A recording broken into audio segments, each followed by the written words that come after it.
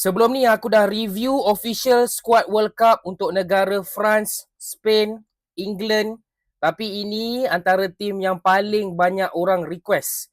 Portugal. Okay, so dalam video kali ni kita akan sembang sikit pasal tim Portugal ni. Solid ke tak solid, boleh pergi jauh ataupun tidak. Sebelum tu korang yang minat konten-konten bola sepak, boleh tekan butang follow dekat sini. Dah tekan, mantap. Bila sembang pasal tim Portugal, of course lah tak lari untuk kita sembang pasal Cristiano Ronaldo. Adakah Ronaldo patut start sebagai striker Portugal dalam World Cup kali ni?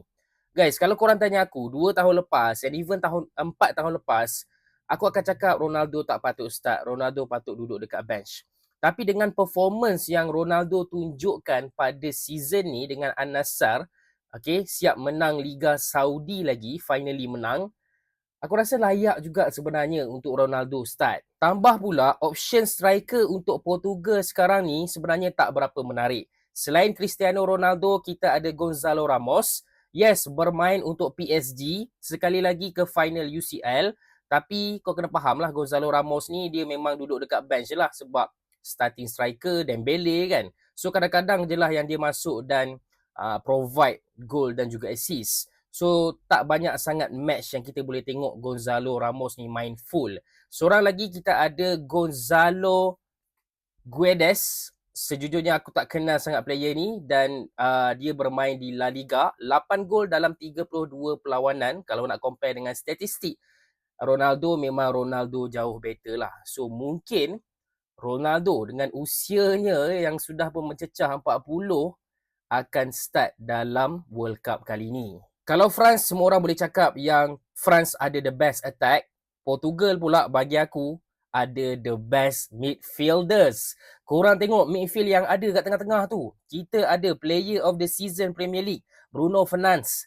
And then kita ada pairing PSG yang tengah padu dalam 2-3 tahun ni, Vitinha dan juga João Neves. Jadi ketiga-tiga player ni memang memainkan peranan penting untuk Portugal. Kan ada orang cakap kalau midfield solid, confirm team tu solid. So Portugal punya midfield bagi aku bukan setakat solid. Bagi aku the best lah untuk World Cup kali ni. Dalam World Cup kali ni, Portugal akan berjumpa dengan DR Congo, Uzbekistan dan juga Colombia. Okay, untuk group stage lah. Uzbekistan pertama kali masuk World Cup. So berdasarkan fixtures ni, aku boleh kata Portugal sepatutnya akan menjadi juara grup. And kalau Portugal jadi juara grup, Argentina pun jadi juara grup, bilakah Portugal dan Argentina akan berjumpa? Okay, kalau diorang menang semua perlawanan, diorang sepatutnya akan berjumpa di quarter final.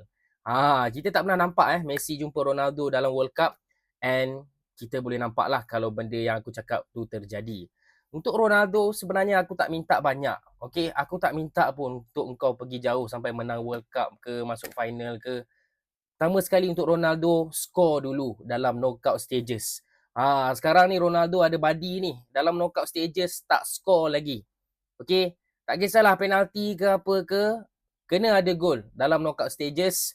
Lepas tu kita tengoklah Ronaldo jumpa Messi nanti macam mana. Harap-harapnya berlaku guys. Guys, komen pendapat korang dekat bawah. Adakah Portugal pula akan menang World Cup ataupun Portugal tersungkur menentang Argentina. Itu saja guys. Assalamualaikum. Ciao. Oh by the way guys, kalau korang nak beli jersey Portugal ataupun jersey negara-negara lain dalam World Cup kali ini, siap boleh letak numbers dan juga name set, korang boleh tekan link kat bawah.